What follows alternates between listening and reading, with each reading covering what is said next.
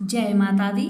नमस्कार दोस्तों, स्वागत है आप सभी का हमारे YouTube चैनल लक्ष्मी शर्मा की कहानियां पर। ओम नमः भगवते वासुदेवाय।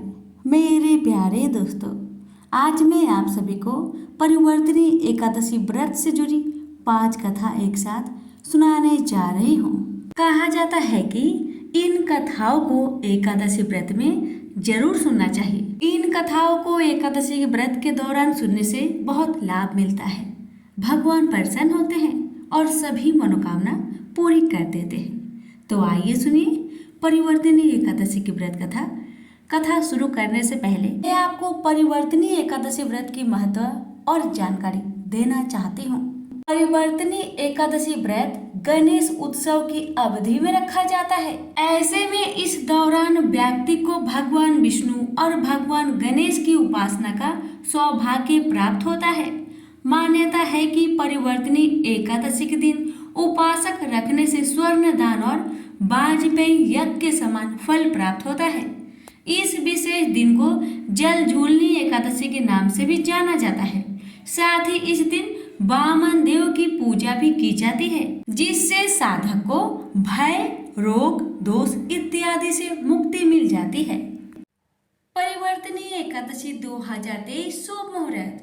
पंचांग के अनुसार भाद्रपद मास के शुक्ल पक्ष की एकादशी तिथि 25 सितंबर सुबह 7:55 से शुरू होगी और 26 सितंबर सुबह 5 बजे समाप्त हो जाएगी।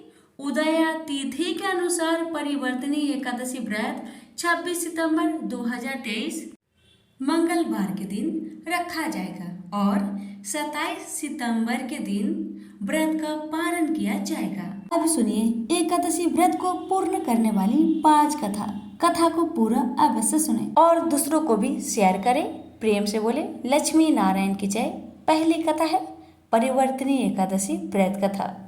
युधिष्ठिर ने कहा, हे भगवान, आपने भाद्रपद मास के कृष्ण पक्ष की एकादशी अर्थात अजय एकादशी का सविस्तार वर्णन सुनाया है। अब आप कृपा करके मुझे भाद्रपद शुक्ल एकादशी का क्या नाम है, इसकी विधि तथा इसका महात्म्य कहिए। तब भगवान श्री कृष्ण कहने लगे कि इस पुण्य, स्वर्ग और मोक्ष को देने वाली तथा सब पापों का नाश करने वाली उत्तम वामन एकादशी का महात्म्य मैं तुमसे कहता हूँ। आप इसे ध्यान पूर्वक सुने। यह भाद्रपद मास के शुक्ल पक्ष की एकादशी पद्मा एकादशी, परिवर्तनी एकादशी, जयंती एकादशी एवं वामन एकादशी भी कहते हैं। इस दिन यज्ञ करने से वाजपेयी यज्ञ का फल मिलता है। पापियों के पाप नाश करने के लिए इससे बढ़कर कोई उपाय नहीं है। जो मनुष्य परिवर्तनी एकादशी के दिन मेरे वामन रूप की पूजा करता है, उससे तीनों लोग पूज्य होते हैं। अतः मोक्ष की इच्छा करने वाले मनुष्य को इस व्रत को अवश्य करना चाहिए। जो कमल नयन भगवान का कमल से पूजन करते हैं, वे अवश्य भगवान के समीप जाते हैं। जिससे भाद्रपद शुक्ल एकादशी को व्रत और पूजन किया, उसने ब्रह्मा विष्णु सहित तीनों लोकों का पूजन किया। अतः हरिवासर अर्थात एकादशी का व्रत अवश्य करना चाहिए। इस दिन भगवान करवट लेते हैं, इसलिए इसको परिवर्तनी एकादशी भी कहा जाता है। भगवान के वचन सुनकर युधिष्ठिर बोले कि भगवान, मुझे अति संदेह हो रहा है कि आप किस प्रकार सोते और किस प्रकार करवट लेते हैं तथा किस तरह राजा बलि को बांधा और वामन रूप रखकर क्या क्या लीलाएं की। चतुर्मास के व्रत की क्या विधि है तथा आपके शयन करने पर मनुष्य का क्या कर्तव्य है, सो आप मुझसे विस्तार पूर्वक कहिए। श्री कृष्ण कहने लगे कि हे राजन, अब आप सब पापों को नष्ट करने वाली कथा का श्रवण करें। त्रेता युग में बलि नामक एक दैत्य था। वह मेरा परम भक्त था। विविध प्रकार के वेद सूक्तों से मेरा पूजन किया करता था और नित्य ही ब्राह्मणों का पूजन तथा यज्ञ के आयोजन करता था। लेकिन इंद्र से देश के कारण उसने इंद्रलोक तथा सभी देवताओं को जीत लिया। इस कारण सभी देवता एकत्र होकर सोच विचार कर भगवान के पास गए। बृहस्पति सहित इंद्र आदि के देवता प्रभु के निकट जाकर और नतमस्तक होकर वेद मंत्रों द्वारा भगवान का पूजन और स्तुति करने लगे। अतः मैंने वामन रूप धारण करके 5वां अवतार लिया और फिर अत्यंत तेजस्वी रूप से राजा बलि को जीत लिया। इतनी वार्ता सुनकर राजा युधिष्ठिर बोले कि हे जनार्दन, आपने वामन रूप धारण करके उस महाबली दैत्य को किस प्रकार जीता? श्री कृष्ण कहने लगे, मैंने वामन रूपधारी ब्रह्मचारी बलि से 3 पग भूमि की याचना करते हुए कहा, ये मुझको 3 लोक के समान है और हे राजन, यह तुमको अवश्य ही देनी होगी। राजा बलि ने इसे तुच्छ याचना समझकर 3 पग भूमि का संकल्प मुझको दे दिया और मैंने अपने त्रिविक्रम रूप को बढ़ाकर यहाँ तक कि भूलोक में पद, भूलोक में जंघा, स्वर्गलोक में कमर, महलोक में पेट, जनलोक में हृदय, यमलोक में कंठ की स्थापना कर सत्यलोक में मुख करके ऊपर मस्तक स्थापित किया। सूर्य, चंद्रमा आदि सब ग्रह गण, योग नक्षत्र, इंद्र आदि के देवता और शेष आदि सब नाग गणों ने विविध प्रकार से वेद सूत्रों से प्रार्थना की। तब मैंने राजा बलि का हाथ पकड़कर कहा कि हे राजन, एक पद से पृथ्वी, दूसरे पद से स्वर्गलोक पूर्ण हो गए, अब तीसरा पग कहाँ रखूं? तब बलि ने अपना सिर झुका लिया और मैंने अपना पैर उसके मस्तक पर रख दिया, जिससे मेरा वह भक्त पाताल को चला गया। फिर उसकी विनती और नम्रता को देखकर मैंने कहा कि हे बलि, मैं सदैव तुम्हारे निकट ही रहूंगा। विरोचन पुत्र बलि से कहने पर भाद्रपद शुक्ल एकादशी के दिन बलि के आश्रम पर मेरी मूर्ति स्थापित हुई। इसी प्रकार दूसरी क्षीर सागर में शेष नाग के षष्ठ पर हुई। हे राजन, इस एकादशी को भगवान शयन करते हुए करवट लेते हैं, इसलिए तीनों लोकों के स्वामी भगवान विष्णु का उस दिन पूजन करना चाहिए। इस दिन तांबा, चांदी, चावल और दही का दान करना उचित है। रात्रि को जागरण अवश्य करना चाहिए। जो विधि पूर्वक इस एकादशी का व्रत करते हैं वे सब पापों से मुक्त होकर स्वर्ग में जाकर चंद्रमा के समान प्रकाशित होते हैं और यश पाते हैं। जो पाप नाशक इस कथा को पढ़ते या सुनते हैं उनको 1000 अश्वमेघ यज्ञ का फल प्राप्त होता है। प्रेम से बोलिए विष्णु भगवान की जय। सतयुग में मूर नाम का एक दैत्य उत्पन्न हुआ। वह बड़ा बलवान और भयानक था। उस प्रचंड दैत्य ने इंद्र, आदित्य, वासु, वायु, अग्नि आदि सभी देवताओं को पराजित करके भगा दिया। तब इंद्र सहित सभी देवताओं ने भयभीत होकर भगवान शिव से सारा वृत्तांत कह सुनाया और बोले कि हे कैलाशपति, मूढ़ दैत्य से भयभीत होकर सब देवता मृत्यु लोक में फिर रहे हैं। तब भगवान शिव ने कहा, हे देवताओं, तीनों लोकों के स्वामी, भक्तों के दुख का नाश करने वाले भगवान विष्णु के शरण में जाओ, वे ही तुम्हारे दुखों को दूर कर सकते हैं। शिव जी के ऐसे वचन सुनकर सभी देवता क्षीर सागर में पहुंचे। वहां भगवान को शयन करते देख हाथ जोड़कर उनकी स्तुति करने लगे कि हे देवताओं द्वारा स्तुति करने योग्य प्रभु, आपको बारंबार नमस्कार है। हे देवताओं की रक्षा करने वाले मधुसूदन, आपको नमस्कार है। आप हमारी रक्षा करें। दैत्यों से भयभीत होकर हम आपकी शरण में आए हैं। आप इस संसार के कर्ता, माता पिता, उत्पत्ति और पालन करता और संहार करने वाले हैं।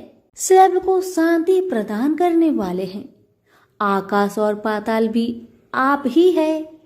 सबके पितामह ब्रह्मा, सूर्य, चंद्र, अग्नि, सामग्री, होम, आहुति, मंत्र, तंत्र, जप, यजमान, यज्ञ, कर्म कर्ता और भोक्ता आप ही हैं। आप सर्वव्यापक है। आपके सिवा तीनों लोकों में चर तथा अचर कुछ भी नहीं है। हे भगवान, दैत्यों ने हमको जीतकर स्वर्ग से भ्रष्ट कर दिया है और हम सब देवता इधर उधर भागे फिर रहे हैं। आप उन दैत्यों से हम सबकी रक्षा करें। इंद्र के ऐसे वचन सुनकर भगवान विष्णु कहने लगे कि हे इंद्र, ऐसा मायावी दैत्य कौन है जिसने सब देवताओं को जीत लिया है? उसका नाम क्या है? उसमें कितना बल है और किसके आश्रय में है तथा उसका स्थान कहाँ पर है? यह सब मुझसे कहो। भगवान के ऐसे वचन सुनकर इंद्र बोले, भगवान, प्राचीन समय में एक नारी जंघ नामक राक्षस था। उसके महापराक्रमी और लोक विख्यात मूर नाम का एक पुत्र था। उसकी चंद्रावती नाम की नगरी है। उसी ने सब देवताओं को स्वर्ग से निकालकर वहां अपना अधिकार जमा लिया है। उसने इंद्र, अग्नि, वरुण, यम, वायु, यश, चंद्रमा, नैऋत्य आदि सबके स्थान पर अधिकार कर लिया है। सूर्य बनकर स्वयं ही प्रकाश करता है, स्वयं ही मेघ बन बैठा है और सबसे अजय है। हे असुर निकंदन, उस दुष्ट को मारकर देवताओं को अजय बनाइए। यह वचन सुनकर भगवान ने कहा, हे देवताओं, मैं शीघ्र ही उसका संहार करूंगा। तुम चंद्रावती नगरी जाओ। इस प्रकार कहकर भगवान सहित सभी देवताओं ने चंद्रावती नगरी की ओर प्रस्थान किया। उस समय जब दैत्य मूर सेना सहित युद्ध भूमि में गरज रहा था, उसकी भयानक गर्जना सुनकर सभी देवता भय के मारे चारों दिशाओं में भागने लगे। जब स्वयं भगवान रणभूमि में आए तो दैत्य उन पर भी अस्त्र शस्त्र आयुध लेकर दौड़े। भगवान ने उन्हें सर्प के समान अपने बाणों से बीध डाला। बहुत से दैत्य मारे गए, केवल मूर बचा रहा। वह अविचल भाव से भगवान के साथ युद्ध करता रहा।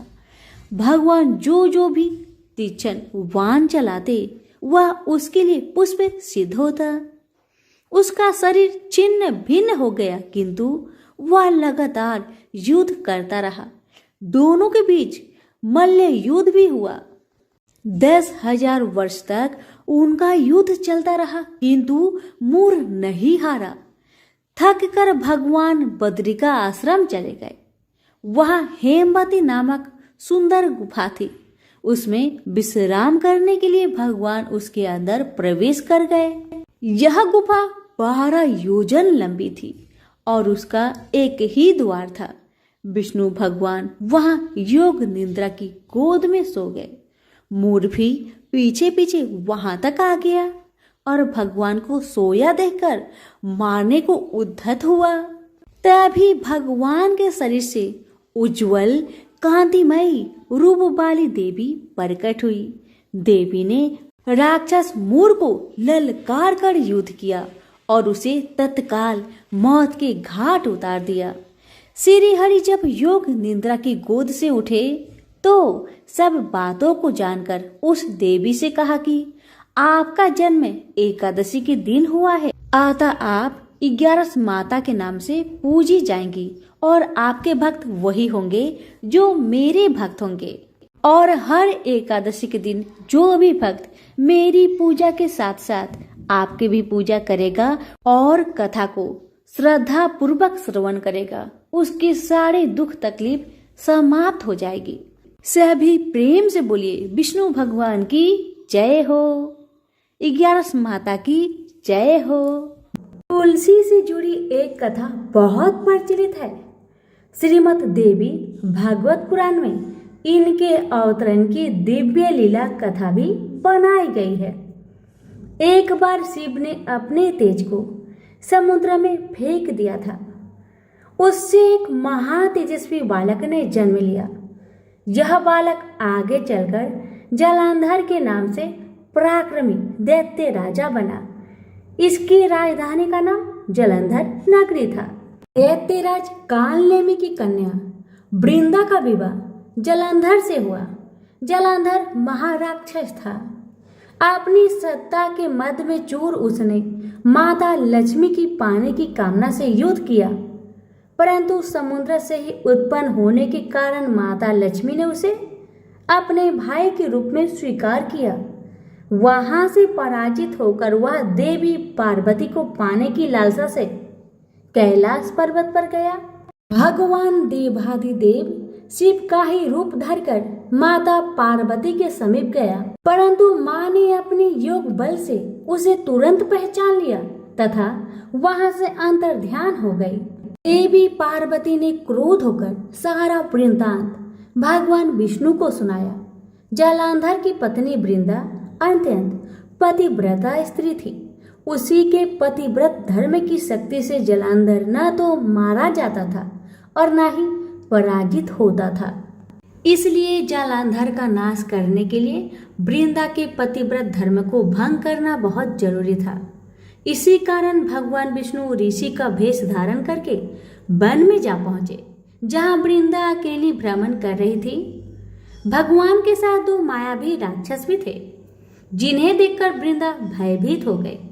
ऋषि ने वृंदा के सामने पल में दोनों को भस्म कर दिया। उनकी शक्ति देखकर वृंदा ने कैलाश पर्वत पर महादेव के साथ युद्ध कर रहे अपने पति जालंधर के बारे में पूछा। ऋषि ने अपने माया जाल से दो बानर प्रकट किए। एक बानर के हाथ में जालंधर का सिर था तथा दूसरे के हाथ में धड़। अपने पति की यह दशा देखकर वृंदा मूर्छित होकर गिर पड़ी। होश में आने पर उन्होंने ऋषि रूपी भगवान से विनती की कि वह उसके पति को जीवित करे। भगवान ने अपनी माया से पुनः जालंधर का सिर धड़ से जोड़ दिया, परंतु स्वयं भी वह उसी शरीर में प्रवेश कर गए। वृंदा को इस छल का जरा भी आभास न हुआ। जालंधर बने भगवान के साथ वृंदा पतिव्रता का व्यवहार करने लगी, जिससे उसका अस्तित्व भंग हो गया। ऐसा होते ही वृंदा का पति जालंधर युद्ध में हार गया। इसी सारे लीला का जब वृंदा को पता चला तो उसने क्रोध होकर भगवान विष्णु को शीला होने का श्राप दे दिया तथा स्वयं सती हो गई। जहाँ वृंदा भस्म हुई वहां तुलसी का पौधा उगा। भगवान विष्णु ने वृंदा से कहा, हे वृंदा, तुम अपने अस्तित्व के कारण मुझे लक्ष्मी से भी अधिक प्रिय हो गई हो। अब तुम तुलसी के रूप में सदा मेरे साथ रहोगी। जो मनुष्य भी मेरे शालिग्राम रूप के साथ तुलसी का विवाह करेगा उसे इस लोक और परलोक में विपुल यश प्राप्त होगा। जिस घर में तुलसी होती है वहां यम के दूत भी असमय नहीं जा सकते। गंगा व नर्मदा के जल में स्नान तथा तुलसी का पूजन बराबर माना जाता है। चाहे मनुष्य कितना भी पापी क्यों न हो, मृत्यु के समय जिसके प्राण मंजरी रहित तुलसी और गंगा जल मुख में रखकर निकल जाते हैं, वह पापों से मुक्त होकर बैकुंठ धाम को प्राप्त होता है। जो मनुष्य तुलसी व आंवलों की छाया में अपने पितरों का श्राद्ध करता है उसके पितर मोक्ष को प्राप्त हो जाते हैं। उसी दैत्य जालंधर की यह भूमि जालंधर नाम से विख्यात है। सती वृंदा का मंदिर मोहल्ला कोट किशनचंद में स्थित है। कहते हैं इस स्थान पर एक प्राचीन गुफा थी जो सीधी हरिद्वार तक जाती थी। सच्चे मन से 40 दिन तक सती वृंदा देवी के मंदिर में पूजा करने से सभी मनोरथ पूर्ण होते हैं। तो प्रेम से बोलिए तुलसी मैया की जय। श्री कृष्ण भगवान जी का वचन है कि जो प्राणी इस गर्भ गीता का सद्भावना से विचार मनन करता है सो पुरुष फिर गर्भवास में नहीं आता। अर्जुन कहने लगे, हे कृष्ण भगवान, यह प्राणी जो गर्भ विषय में आता है सो किस दोष के कारण आता है? हे प्रभु, जब यह जन्मता है तब इसको जरा आदि रोग लगते हैं, फिर मृत्यु होती है। हे भगवान, वह कौन सा कर्म है जिसके करने से जन्म मरण से रहित होवे? श्री कृष्ण भगवान कहने लगे, हे अर्जुन, यह मनुष्य जो है सो अंधा मूर्ख है और संसार के साथ प्रीति करता है। यह पदार्थ मैंने पाया है और वह मैं पाऊंगा, ऐसी चिंता इस प्राणी के मन से उतरती नहीं। 8 पहर माया को ही मांगता है। इन बातों को करके बार बार जन्मता है और मरता है।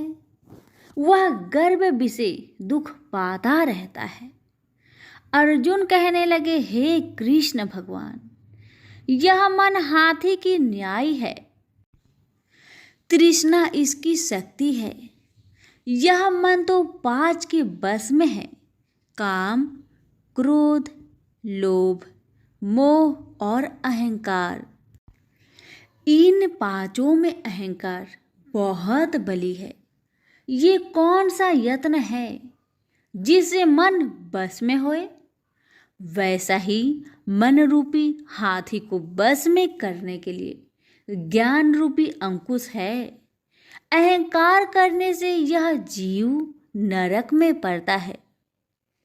अर्जुन कहने लगे, हे भगवान, जो एक तुम्हारे नाम के लिए वन खंड में फिरते हैं, एक वैरागी हुए हैं, एक धर्म करते हैं, इनको कैसे जाने? जो वैष्णव है वे कौन है? श्री कृष्ण भगवान कहने लगे, हे अर्जुन, मेरे ही नाम के लिए वनों में फिरते हैं, वह सन्यासी कहते हैं। एक सिर पर जटा बांधते हैं, एक अंग पर भस्म लगाते हैं। उनमें हम नहीं है, क्योंकि इनमें अहंकार है। इससे मेरा दर्शन दुर्लभ है। अर्जुन कहने लगे, हे भगवान, वह कौन सा पाप है जिससे स्त्री की मृत्यु हो जाती है? वह कौन सा पाप है जिससे पुत्र मर जाता है? और नपुंसक कौन से पाप से होते हैं? श्री भगवान कहने लगे, हे अर्जुन, जो किसी से कर्जा लेता है और देता नहीं, इस पाप से औरत मरती है। और जो किसी की अमानत रखी हुई बचा लेता है, उसके पुत्र मर जाते हैं। जो किसी का कार्य किसी के गोचर आए पड़े और वह जबानी कहे कि मैं तेरा कार्य सबसे पहले कर दूंगा, और जब समय आए तब उसका कार्य ना करे, इस पाप से नपुंसक हो जाता है। ये बड़े पाप है। अर्जुन कहने लगे, हे भगवान, कौन पाप से मनुष्य सदैव रोगी रहता है? किस पाप से गधे का जन्म पाता है, स्त्री का जन्म पाता है, तथा टट्टू का जन्म क्यों कर पाता है? और बिल्ली का जन्म किस पाप से होता है? श्री भगवान कहने लगे, हे अर्जुन, जो भी मनुष्य कन्यादान करते हैं और इस दान में मूल्य लेते हैं, वे दोषी है। वे मनुष्य सदा रोगी रहते हैं। जो विषय विकार के वास्ते मदिरा पान करते हैं, वे टट्टू का जन्म पाते हैं। और जो झूठी गवाही भरते हैं, वह औरत का जन्म पाता है। जो रसोई बना के पहले आप भोजन कर लेती है और पीछे परमेश्वर को अर्पण करती है, तो वे बिल्ली का जन्म पाती है। और जो मनुष्य अपनी झूठी वस्तु दान करते हैं, औरत का जन्म पाते हैं। वह गुलाम औरतें होती है। अर्जुन कहने लगे, हे भगवान, कई मनुष्यों को आपने स्वर्ण दिया है, सो उन्होंने कौन सा पुण्य किया है? और कई मनुष्यों को आपने हाथी घोड़ा रथ दिए हैं, उन्होंने कौन सा पुण्य किया है? श्री भगवान कहने लगे, हे अर्जुन, जिन्होंने स्वर्ण दान किया है उनको हाथी घोड़े वाहन मिलते हैं। जो परमेश्वर के निमित्त कन्यादान करते हैं सो पुरुष का जन्म पाते हैं। अर्जुन कहने लगे, भगवान, जिन पुरुषों के अंदर विचित्र शरीर है उन्होंने कौन सा पुण्य किया है? किसी दो के घर संपत्ति है, कोई विद्वान है, उन्होंने कौन सा पुण्य किया है? श्री भगवान कहने लगे, हे अर्जुन, जिन्होंने अन्न का दान किया है उनका सुंदर स्वरूप है। जिन्होंने विद्या दान किया है वह विद्यावान होते हैं। जिन्होंने संतों की सेवा की है वह पुत्रवान होते हैं। अर्जुन कहने लगे, हे भगवान, किसी को धन से प्रीति है, कोई को स्त्रियों से प्रीति करते हैं। इसका क्या कारण है, समझाकर कहिए। श्री कृष्ण भगवान कहने लगे, हे अर्जुन, धन और स्त्री सब नाश रूप है, मेरी भक्ति का नाश नहीं है। अर्जुन कहने लगे, भगवान, यह राजपाट किस धर्म के करने से मिलता है? विद्या कौन से धर्म करने से मिलती है? श्री कृष्ण भगवान कहने लगे, हे अर्जुन, जो प्राणी काशी जी में निष्काम भक्ति से तप करते हुए देह त्यागते हैं वह राजा होते हैं, और जो गुरु की सेवा करते हैं सो विद्वान होते हैं। अर्जुन कहने लगे, हे भगवान, किसी को धन अचानक बिना किसी परिश्रम से ही मिलता है, सो उन्होंने कौन सा पुण्य किया है? श्री कृष्ण भगवान कहने लगे, अर्जुन, जिन्होंने गुप्त दान किया है उनको धन अचानक मिलता है।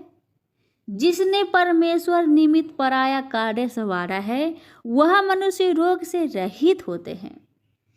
अर्जुन कहने लगे, हे भगवान, कौन से पाप से अमली होते हैं और कौन पाप से गूंगे होते हैं और कौन पाप से कुष्ठी होती है? श्री कृष्ण भगवान कहने लगे, हे अर्जुन, जो आदमी नीच कुल की स्त्री से गमन करते हैं सो अमली होते हैं। जो गुरु से विद्या पढ़कर मुकर जाते हैं सो गूंगे होते हैं। जिन्होंने गो घात किया है वे कुष्ठी होते हैं। अर्जुन कहने लगे, हे भगवान, जिस किसी पुरुष की देह में रक्त का विकार होता है वह किस पाप से होता है? और कोई दरिद्र होते हैं, किसी को खरक वायु होती है, और कोई अंधे होते हैं, तो कोई पंगुल होते हैं, सो कौन से पाप से रहित होते हैं? और कई स्त्रियां बाल विधवा होती है, तो यह किस पाप से होती है? श्री कृष्ण भगवान कहने लगे, हे अर्जुन, जो सदा क्रोधवान रहते हैं उन्हें रक्त विकार होता है। जो मलिन रहते हैं वह सदा दरिद्र होते हैं। जो कुकर्मी ब्राह्मण को दान देते हैं उनके खरक वायु होते हैं। जो पराई स्त्री को निर्वस्त्र देखते हैं, गुरु की पत्नी को दृष्टि करते हैं, सो अंधे होते हैं। जिसने गुरु और ब्राह्मण को लात मारी है सो लंगड़ा व पंगुला होता है। जो औरत अपने पति को छोड़कर पराये पुरुषों से संग करती है सो वह बाल विधवा होती है। अर्जुन कहने लगे, हे भगवान, आप पर ब्रह्मा हो, आपको नमस्कार है। आगे मैं आपको संबंधी जानता था, परंतु अब मैं ईश्वर रूप जानता हूँ। हे पर ब्रह्मा, गुरु दीक्षा कैसी होती है, सो कृपा करके मुझको कहिए। श्री कृष्ण भगवान बोले, हे अर्जुन, तुम धन्य हो, तुम्हारे माता पिता भी धन्य हैं जिनके तुम ऐसे पुत्र हो। हे अर्जुन, सारे संसार का गुरु जगन्नाथ, विद्या का गुरु काशी, चारों वर्णों का गुरु सन्यासी है। सन्यासी उसको कहते हैं जिन्हें सबका त्याग करके मेरे प्रति मन लगाया है, सो ब्राह्मण जगत गुरु है। हे अर्जुन, यह बात ध्यान देकर सुनने की है। गुरु कैसा करे? जिसने सब इंद्रियां जीती हो, जिसको सब संसार ईश्वरमय नजर आता हो और सब जगत से उदास हो। ऐसा गुरु करे जो परमेश्वर को जानने वाला हो और उस गुरु की पूजा सब तरह से करे। हे अर्जुन, जो गुरु काम भक्त होता है और जो प्राणी गुरु की पूजा सब तरह से करे। हे अर्जुन, जो गुरु का भक्त होता है और जो प्राणी गुरु के सम्मुख होकर भजन करते हैं उसका भजन करना सफल है। जो गुरु से विमुख है उनको 7 ग्राम माड़े का पाप है। गुरु से विमुख प्राणी दर्शन करने योग्य नहीं होते। जो गृहस्थी संसार में गुरु के बिना है चांडाल के समान है। जिस तरह मदिरा का भंडार हो उसमें जो गंगा जल है सो अपवित्र है, इसी तरह गुरु से विमुख का भजन सदा अपवित्र होता है। उसके हाथ का देवता भी नहीं लेते, उसके सब कर्म निष्फल है। कुकर, शुकर, गंधर्व, काग ये सब की सब योनियों में बड़ी खोटी योनि है। इन सब से यह मनुष्य खोटा है। जो गुरु नहीं करता, गुरु बिना गति नहीं होती, यह अवश्य नरक को जाएगा। गुरु दीक्षा बिना प्राणी के सब कर्म निष्फल होते हैं।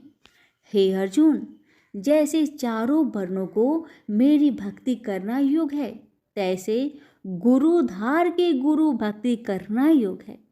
जैसे गंगा नदियों में उत्तम है, सब व्रतों में एकादशी का व्रत श्रेष्ठ है, वैसे ही अर्जुन शुभ कर्मों में गुरु सेवा उत्तम है। गुरु दीक्षा बिना प्राणी पशु योनि पाता है। जो धर्म भी करता है सो पशु योनि में फल भोगता है, 84 योनियों में भ्रमता रहता है। अर्जुन कहने लगे, हे श्री कृष्ण भगवान, गुरु दीक्षा क्या वस्तु है? कृष्ण भगवान कहने लगे, हे अर्जुन, धन्य जन्म है तेरा जिसने यह प्रश्न किया है, तू धन्य है। गुरु दीक्षा के 2 अक्षर है, हरिओम। इन अक्षरों को गुरु कहता है। यह चारों वर्णों को अपनाना श्रेष्ठ है। हे अर्जुन, जो गुरु की सेवा करता है उस पर मेरी प्रसन्नता है। वह 84 से छूट जाएगा, जन्म मरण से रहित हो नरक नहीं भोगता। गुरु की सेवा करता है उसको कई अश्वमेघ यज्ञ के पुण्य का फल मिलता है। गुरु की सेवा मेरी सेवा है। हे अर्जुन, हमारे तुम्हारे संवाद को जो पढ़े सो गर्भ के दुख से बचेंगे, 84 कट जाएगी। इसी से इस पाठ का नाम गर्भ गीता है। श्री कृष्ण भगवान जी के मुख से अर्जुन ने श्रवण की है। गुरु दीक्षा लेना उत्तम कर्म है। उसका फल है कि नरक से वह 84 जीव से बचा रहता है। भगवान बहुत प्रसन्न होते हैं। सभी प्रेम से बोलिए श्री कृष्ण भगवान की जय। एक बार गणेश जी महाराज एक सेठ जी के खेत में से जा रहे थे तो उन्होंने 12 दाने अनाज के तोड़ लिए। फिर गणेश जी के मन में पछतावा हुआ कि मैंने तो सेठ जी के यहाँ चोरी कर ली। तो गणेश जी सेठ जी के 12 साल की नौकरी करने लग गए। एक दिन सेठानी राख से हाथ धोने लगी तो गणेश जी ने सेठानी का हाथ पकड़कर मिट्टी से हाथ धुला दिया। सेठानी सेठ से बोली कि ऐसा क्या नौकर रखा है, नौकर होकर उसने मेरा हाथ पकड़ लिया। सेठ जी ने गणेश को बुलाकर पूछा कि तुमने सेठानी का हाथ क्यों पकड़ा? तो गणेश जी ने बोला कि मैंने तो एक सीख की बात बताई है। राख से हाथ धोने से घर की लक्ष्मी नाराज होकर घर से चली जाती है और मिट्टी से हाथ धोने से आती है। सेठ जी ने सोचा कि गणेश है तो सच्चा। थोड़े दिनों बाद कुंभ का मेला आया। सेठ जी ने कहा, गणेश, सेठानी को कुंभ के मेले में स्नान करा के ले आओ। सेठानी किनारे पर बैठकर नहा रही थी तो गणेश जी उनका हाथ पकड़कर आगे डुबकी लगवा लाए।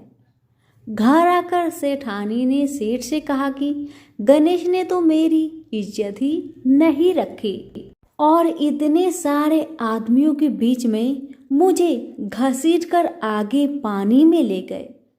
तब सेठ जी ने गणेश जी को पूछा कि ऐसा क्यों किया? तो गणेश जी ने कहा कि सेठानी किनारे बैठकर गंदे पानी से नहा रही थी तो मैं आगे अच्छे पानी में डुबकी लगवाकर ले आया। इससे अगले जन्म में बहुत बड़े राजा और राजपाट मिलेगा। सेठ जी ने सोचा कि गणेश है तो सच्चा। एक दिन घर में पूजा पाठ हो रही थी, हवन हो रहा था। सेठ जी ने गणेश को कहा कि जाओ सेठानी को बुलाकर ले आओ।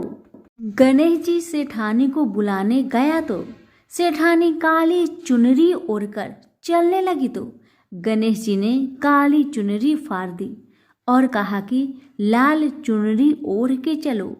सेठानी नाराज होकर सो गई। सेठ जी ने आकर पूछा, क्या बात है? तो सेठानी ने बोली कि गणेश ने मेरी चुनरी फाड़ दी। सेठ जी ने गणेश को बुलाकर बहुत डांटा और कहा, तुम बहुत बदमाशी करते हो। तो गणेश जी ने कहा, पूजा पाठ में काला वस्त्र नहीं पहनते हैं, इसलिए मैंने लाल वस्त्र के लिए कहा। काला वस्त्र पहनने से कोई भी शुभ काम सफल नहीं होता है। फिर सेठानी ने सोचा कि गणेश है तो समझदार। एक दिन सेठ जी पूजा करने लगे तो पंडित जी ने बोला कि वो गणेश जी की मूर्ति लाना भूल गया, अब क्या करे? तो गणेश जी ने बोला कि मेरी को ही मूर्ति बनाकर विराजमान कर लो, आपके सारे काम सफल हो जाएंगे। यह बात सुनकर सेठ जी को भी बहुत गुस्सा आया और वो बोले कि तुम तो अब तक सेठानी से ही मजाक करते थे, मेरे से भी करने लग गए।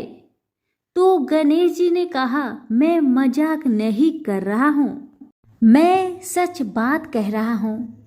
इतने में ही गणेश ने गणेश जी का रूप धारण कर लिया और सेठ और सेठानी ने ही गणेश जी की पूजा की। पूजा खत्म होते ही गणेश जी अंतर ध्यान हो गए। सेठ सेठानी को बहुत धोखा हुआ और उन्होंने कहा कि हमारे पास तो गणेश जी रहते थे और हमने उनसे इतना काम करवाया। तो गणेश जी ने सपने में आकर सेठ जी को कहा कि आपके खेत से मैं 12 अनाज के दाने तोड़ लिया था, उसी का दोष उतारने के लिए मैंने आपके यहाँ काम किया था। गणेश जी की कृपा से सेठ जी के करोड़ों की माया हो गई। हे गणेश जी महाराज, जैसे सेठ जी को दिया वैसा सबको देना, कहते को, सुनते को और सारे परिवार को दे।